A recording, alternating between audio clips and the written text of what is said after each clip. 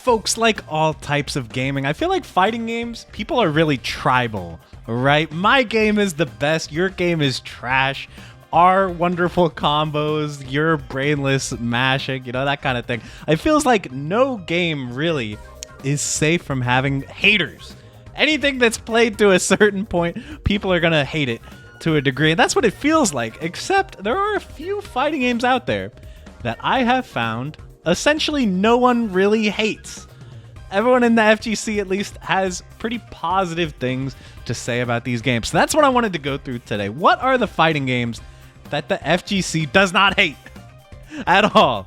That's what we're going to be talking about today. But if you're watching this video, that means you probably like stuff like deep combat, hype combos, precise timing, and playing as your favorite superheroes. Am I right? Well, if you want a game with all that plus the ability to play on the go when you're not at home, you'll definitely want to check out Marvel Contest of Champions, who happen to be the sponsor for today's video. Marvel Contest of Champions is a high-quality arcade-style fighting game available now for mobile and PC. It's easy to pick up and play, but hard to master, with RPG mechanics that add layers to the combat as you level up and overcome increasingly challenging battles. My favorite thing about the game is probably the massive roster of characters. I mean, look at this. They have over 350 superheroes and villains from across the Marvel universe. They even have cool variants, like look, we have House of X, Magneto looking dripped out. They even have Venom the Duck. They have some deep cuts in this game as well. But my favorite to play so far has probably been Colossus. Look, we can get the big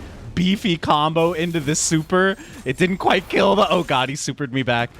Okay, it's fine, guys. It's fine. We got the dub. And one thing I also like about this game is you can actually use your controllers, your fight sticks, and all that on the PC version, which I really appreciate as a fighting game player. And there's never been a better time to start playing than right now, because if you download the game using the link below or in the QR code right here, you'll get a limited time heavy hitters bundle that includes 10 champions for free, including Hercules, Thing, Shang-Chi, and Iron Fist. This bundle is only available until May 6th, so you don't want to miss out.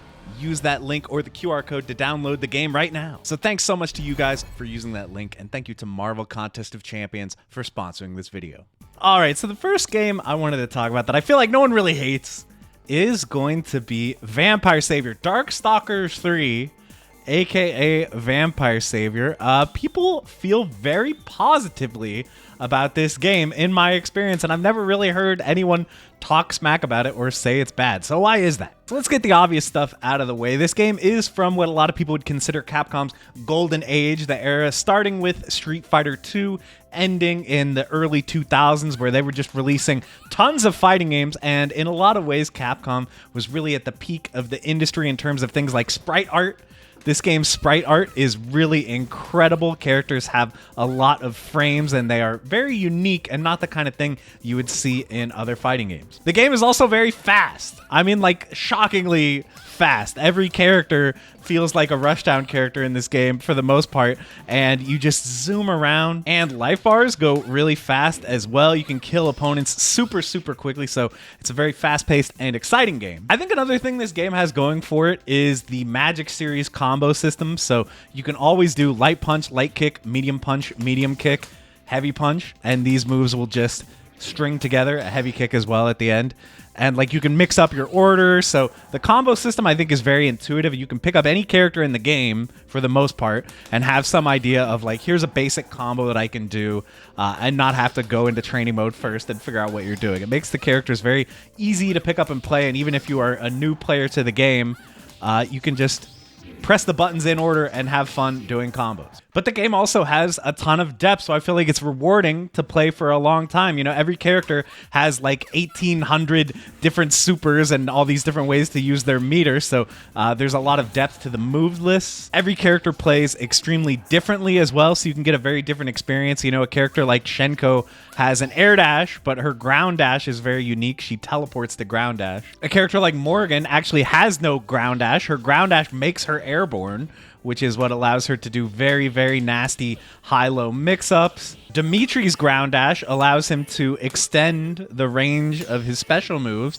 So every character is very, very different in this game, and you can have a very different experience playing all of them, which lends the game a lot of replay value. But that's not to say this game is perfect, even though I feel like I've never really heard anyone hate on Vampire Savior. It does definitely have some well-known flaws. One of them is the roster itself is relatively small, and there's some missing characters, which is kind of weird. So yeah, here you can see this is the entire roster of Vampire Savior. But here's the previous game in the series, Vampire Hunter. We had characters like Donovan, Phobos, Pyron. They are simply missing from the sequel, Vampire Savior. It's a little weird that these characters got removed, so the roster might feel a little incomplete to some people. Another very strange thing in this game is the defensive mechanic, the tech hit or push block mechanic in this game is random. So this game is very rushdown heavy, and if you're blocking the opponent and you want to push them off you, you have to do a tech hit. But the way tech hit works is you essentially need to mash as many different buttons as you can while you're blocking. And the more buttons you press, the higher the percentage chance is that you will successfully get a tech hit. So the only way to get a guaranteed tech hit is to hit all 6 buttons while you're blocking the attack, which is basically impossible to do. Maybe the really, really godlike players can do this, but I think for a lot of people, you might be able to slide your hand on the button and get 5. This is my technique. Show you the buttons I'm pressing. I do light kick, light punch, medium punch, heavy punch, then I slide my finger down to heavy kick.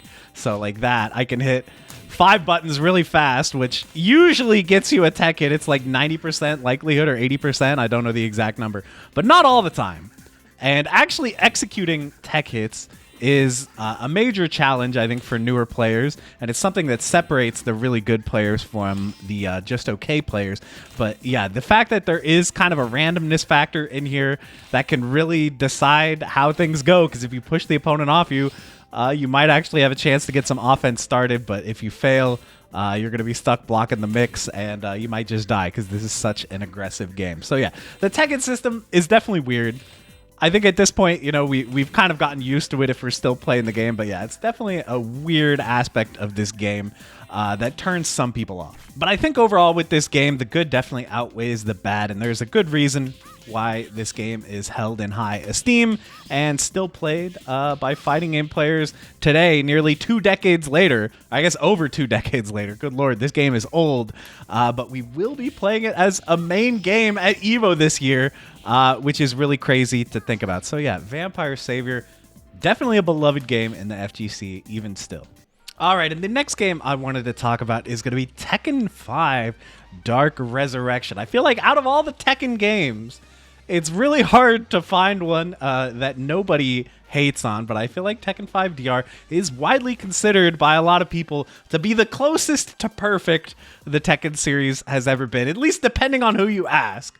Okay, what are the main reasons why people don't really talk smack about this game at all the way they might about the later games? Well, I think the 2 defining factors that work in this game's favor are its simplicity and its speed. If we turn back the clock to Tekken 4, one of the issues that people had with this game was it felt a bit on the slower side, especially things like movement, backdashing, Korean backdashing. These were nerfed and slowed down a little bit, and the game just felt less exciting to people.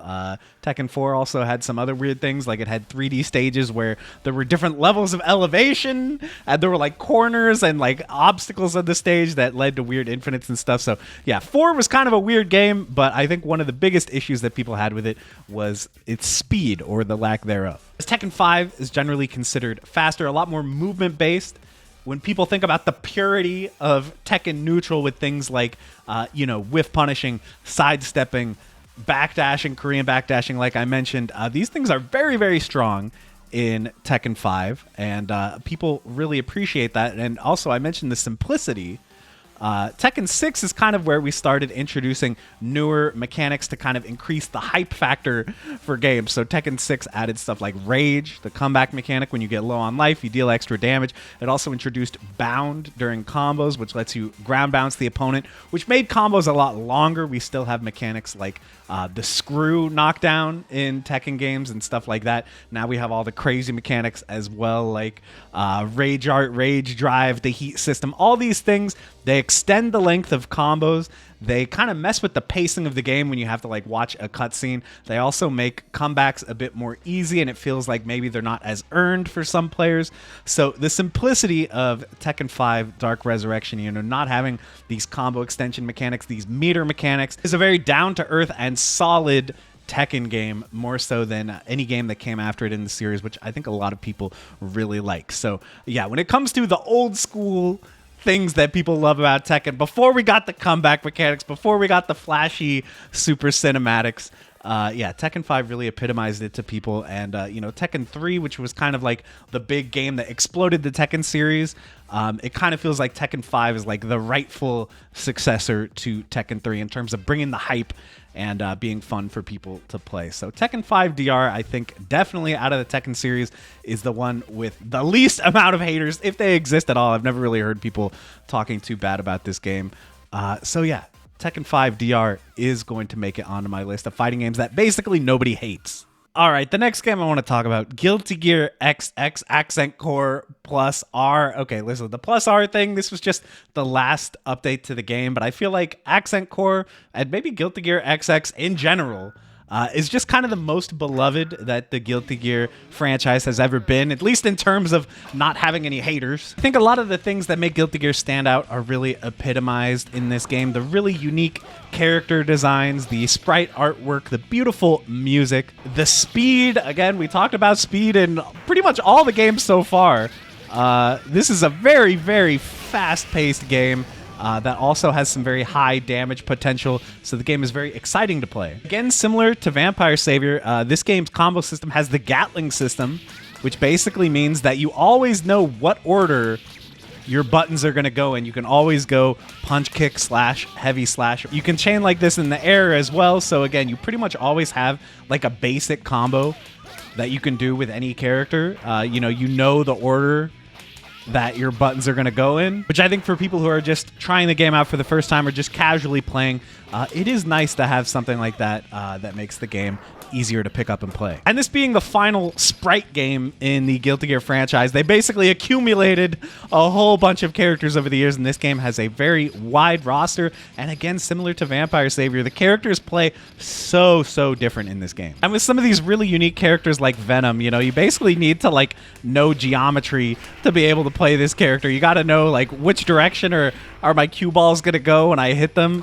He's just really unique and really interesting to play, and you never really see characters like this in the vast majority of fighting games. So that's something that Guilty Gear has always had going for it. And I think another commonality you'll see with Tekken 5 is that the game doesn't really have that many gimmicks. So if we go ahead to Guilty Gear Xrd, they really started introducing crazy stuff into this game like Danger Time, which is like a really random feeling and over-the-top powerful mechanic. Guilty Gear Strive is really where they went all the way in terms of kind of making the game more approachable, making it more designed around hype moments happening to bring the new players in.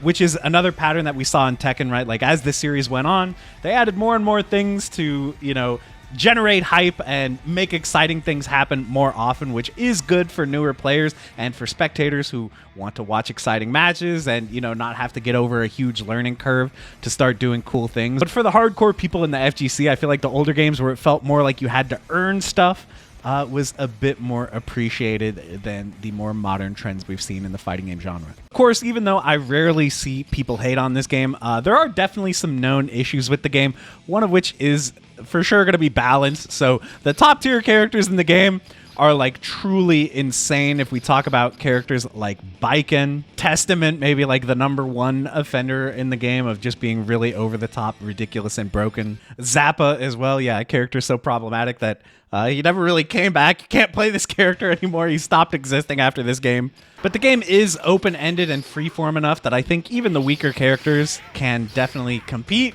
But yeah, some of the stuff that the top tiers are capable of this is just is shocking. And another issue some people might have with the game is the strictness and the importance of the FRC system. So, you know, Roman Cancel lets you cancel any attack in Guilty Gear, and it costs half your tension gauge. This game also has FRC Force Roman Cancel, which lets you cancel attacks with only 25% of the tension gauge, which is extremely powerful. But there are some catches that can only be done on very specific moves. So you can't FRC just any move you want. It has to be a certain set of moves that are approved to be FRCable. And it also is very, very tight timing. I believe it's 2 frames? Or is it 3 frames? Let me know. I think it's 2 frames. It's very hard to do, but very, very essential if you want to play the game seriously and be able to get good damage off your combos. So yeah, FRC is super strong, but really hard to do, which I think can be discouraging for newer players. But, you know, once you get used to it, I guess it's not so bad. You can see I haven't even played this game in forever, but I'm still, you know, we're hitting some FRCs here. Okay, ignore the fact that I just dropped that one, but yeah, it's possible. So yeah, similar to Darkstalkers, you know, in that game you needed hard execution to push the opponent off you. In this game, you need hard execution basically to be able to do your bread and butter combos. If you are a character that really like relies on their FRC. So yeah, I could see that being an issue for some people. Personally, I've kind of gotten over it. It doesn't bother me that much, but it is really, really annoying when you really, really need the FRC to like win the match and get your good combo and you drop it. Yeah, that can be annoying. But other than that, I think people are generally very positive about the gameplay of this game. Yes, there's a lot of broken stuff. Yes, it's a difficult game to get good at. But, you know, I think the Gatling system and just how attractive the characters are and how unique they are, that, like, you know, it's easy to find someone that you can latch onto and really want to get good with. I feel like this game really has that going for it, and that is why the Guilty Gear XX series, but in particular Accent Core, has stood the test of time over all these years. All right, the next fighting game that I basically never hear anyone hate on is going to be Virtua Fighter 5. So it kind of feels like Virtua Fighter has always been the less popular 3D fighting game franchise compared to Tekken, which I think maybe works in its favor in terms of making its way into this video. I feel like the more popular a game is, the more likely it is to attract haters. But because a lot of people just haven't put in the effort to trying and learning Virtua Fighter 5, yeah, I feel like a lot of people don't really have much to say about it. But this is a really fantastic game. As you may not know, Virtua Fighter 5 came out in, what, 2006? Yes, I had to look it up. The original version came out in 2006, which is crazy because it's essentially still being played today, although it has received a lot of updates. Now we have Virtua Fighter 5 REVO, which is, you know, mostly the same game, new graphical engine and lots of balance changes, but overall the gameplay has not really changed. So why has Virtua Fighter 5 stood the test of time? Well, I think one thing is its depth. This game has a reputation for being extremely deep, extremely difficult to master. There's lots of option selects, like with fuzzy guarding on the defensive side. There's lots of different breaks and all kinds of stuff to remember. Every character's move list is really, really huge. There's some really hard execution stuff, especially with characters like Akira. So you can play for a long time and still be kind of unlocking new things into your arsenal. But at the same time, I think the game is pretty easy to pick up and have fun with. It is a 3-button game, and really only 2 attack buttons, just punch and kick button and then a block button, which is kind of insane. I mean, a lot of games now have like 10 buttons, you know? We got 6-button games that also have like a dash button, an attack button, assist button, whatever. Like, game button bloat is really crazy now.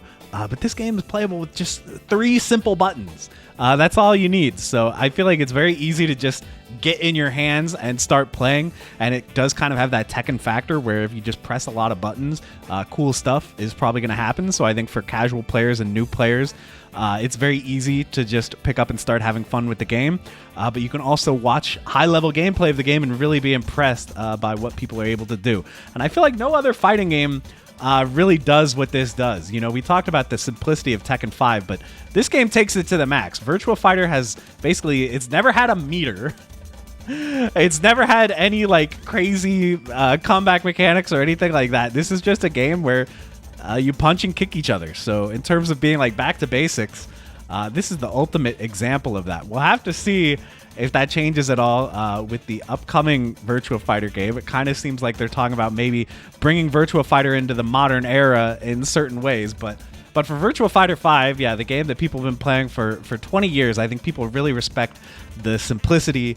And again, this is another game that can be very fast, very high damage, that kind of thing. Makes it very exciting without feeling forced, that like they're injecting, you know, fake hype into the game. That's not there at all. So yeah, Virtua Fighter 5 is more accessible than ever. You can play Virtua Fighter 5 REVO on console or PC with pretty good netcode. It's not the best online ever, but yeah, at least the game is accessible and you can get in there and play ranked. So yeah, Virtua Fighter 5 still holding it down after all this time in a game that you never really hear anyone talk smack about. And speaking of old games, we're going way back here to Garou, Mark of the Wolves. I feel like out of all of SNK's vast library of older games, you really never hear very much negativity around Garou, Mark of the Wolves at all. This is a game that people look back on very fondly. Kind of surprising because one thing about this game is this was very much a reset for the Fatal Fury franchise. So if you guys don't know, they threw out the whole roster of this game, essentially, of the Fatal Fury franchise when they made this game. So Terry Bogard was the only returning character. And of course, other games have tried this, like Street Fighter 3, I think, had a very negative reaction from people when they were like, hey, where's my Chun-Li? Where's my M. Bison, E. Honda, Blanca? None of them were in Street Fighter 3, which a lot of people didn't like. But here in Garou, Mark of the Wolves, only Terry being the returning character, I feel like people were able to look past it because the new characters are very, very cool and beloved in this. So we've got Rock Howard, who I should also mention the look of the game, I think is really mind-blowing. Rock is very famous for his dynamic clothing physics and stuff like that on his attacks. He looks really badass and cool. To be honest, I think all the characters look pretty amazing in this. There's also some really awesome sprite effects, like on the special moves and stuff. Like, bro, some of this just looks crazy for the time and for the fact that this is on the Neo Geo console, which was like super old at that point, or arcade platform, I should say, rather than console. Yeah, so visually, I think the game is very impressive. Gameplay-wise, they removed the lanes system that Fatal Fury was kind of known for, where you can kind of dodge into the foreground and the background. That's gone. It is now a very traditional 2D game, which I think a lot of people like. I think they like the fact that yeah, this plays more like other fighting games that they might be used to. It has the short hopping from the KOF series, but it doesn't have super jumping or hyper hopping, so it feels a little more simple in terms of movement than KOF does. But the gameplay is anything but simple. There's a lot of cool new mechanics in this game, like there is the braking mechanic that allows you to cancel the ending of some of your special moves. So this allows you to do some very cool combos like that. You can juggle with your braking. This game also has feinting. So, you can see like the startup and the voice effect for one of your special moves, but you can also feint the special move and fake the opponent out. But the really cool use of this is that you can use it in combos. So you can create new combos that normally wouldn't exist using feints mid-combo, which was a very cool idea. This game also introduced some very iconic moves like Terry's Buster Wolf. Can you believe this was the first game to have Buster Wolf? Kind of surprising that it was this and not any of the earlier Fatal Fury games or the KOF games. Yeah, pretty cool. Similar to Guilty Gear, this game might have some problems with balance. Certain characters are crazy broken compared to others. Kevin definitely comes to mind, one of the kind of most hated characters in this game. But, if you could look past the balance and if you're just kind of trying to play the game for fun, I think it's very easy to pick up and start doing cool stuff with. And obviously for the time, the visuals were very beautiful. The characters were very unique. Is that something I've said about all these games other than Tekken, I guess? Yeah, that kind of stuff really matters, man. Just having iconic character designs that have stood the test of time, making them look really good and making them really easy to just start instantly having fun with as soon as you pick up the game. So I think they did a great job at that, and that is why people still have such respect for Garou, Mark of the Wolves. All right, guys, I got one more game for this list. Transcending history in the world.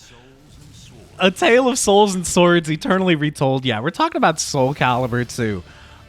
This game lives so fondly in people's hearts. I think in terms of pure nostalgia, this has to be one of like the top 3 fighting games ever. People really loved this game at the time, and it still holds such a strong place in people's hearts. So why is that? Well, I hate to sound like a broken record. One thing that stands out is that the characters, they feel very unique. So in this game and all the Soul Calibur games, everyone has a unique weapon type, right? And so immediately, just at a glance, you can go, okay, this is the sword guy. This is the nunchuck guy. This is the guy with the giant sword with an eye on it. This guy has a big stick. And again, I hate to sound like a broken record, but this game is fast, man. If you guys haven't played this game lately, yeah, it's crazy high damage. Movement is very fast and freeform, so this has the 8-way run system. So if you just press a direction, you move in that direction, unlike a game like Tekken where really you're just moving forward and backward, and then you have to specifically sidestep to utilize the 3 dimensions. In this game, you're just moving in 3D at all times, which is really cool, and I think does make the game a little bit easier for new players to understand the movement than a game like Tekken. Also, like Tekken, this game has a massive move list. I mean, okay, this is literally just the A attacks. This is the B attacks. I mean, good lord. The move list is insane for every single character in the game, and this game definitely has the math factor, where you can just press buttons and directions and cool stuff will happen. I feel like that's always been something that Street Fighter has struggled with. Like, okay, you might know how to do a fireball and an uppercut in Street Fighter, but if you just are kind of like pressing all the buttons and like mashing around with your friends, it's not going to be that cool in Street Fighter. I think that's definitely a problem that game runs into, whereas this game, yeah, you're going to see like 1,800 different moves, and you're going to feel like a badass doing all this. So it has that mash factor for new players that I think is one of the reasons why like everybody played this back in the day when it was out. But then once you've been playing for a while, you kind of start to learn your character's move list, learn more of the depth. There's a ton of different like stances and stuff in this game. There's a lot of defensive mechanics. So yeah, we've got guard impact, multiple different types of what are essentially parries in this game. And I think it goes without saying that the graphics in this game are really incredible. I mean, again, this is an old game. What was this, 2003? Oh my god, 2002. Yeah, this game is old, but visually it still holds up. And at the time, it was just like mind-blowing. I don't think I'd ever seen a fighting game that looked this good when it came out. So I think as a competitive game, this game was never really that popular. Tekken was always kind of the bigger tournament franchise. At least in America, that's the case. I know in some regions like France, Soul Calibur has been really big historically. But overall, I think most people who played this did play it casually, and it's just an amazing game for that. In addition to everything I already talked about, this game had Weapon Master mode, which is one of the most beloved single-player modes ever in a fighting game. It's this crazy, long, deep system where you go through all these chapters. There's all these like special stipulations on matches where like, oh, when you play this match, the floor is going to be lava, so you don't want to get knocked down. You take extra damage, or, you know, stuff like that. Every match has like this little story thing too. It was cool, man. People loved Weapon Master mode back in the day. And then there were all the different weapons. So like every character in the game had like all these different weapons that you could buy and unlock. There was so many different things to unlock in this game, and you could play for a really, really long time just by yourself, because this was pre-online era. You could play forever and have fun unlocking stuff. So for a casual fighting game, I feel like almost nothing has ever outdone Soul Calibur 2. And the actual gameplay is just so fast, intuitive, and fun that I gotta give this game some credit. I have never heard anyone say, hey, you know, Soul Calibur 2, that game is trash. No one says that, bro. Everyone remembers this game fondly, and so that's why it's closing my list of the fighting games that have no haters. But let me know what you guys think. Do you guys hate some of the games in this video? I'm sure there's gonna be some. I'm sure some of you guys are gonna talk about how you've always been saying how much you hate Mark of the Wolves or Tekken 5 or whatever. But for the most part, these were the best ones that I could come up with. Let me know, what do you think are some fighting games that are universally beloved and have no haters? If you can think of any other examples that weren't in this video, I would love to hear them down in the comments. But that's going to be it. Thank you so much for watching. And once again, thank you to Marvel Contest of Champions for sponsoring the video. Make sure you use that QR code or the link down in the description to check out the game.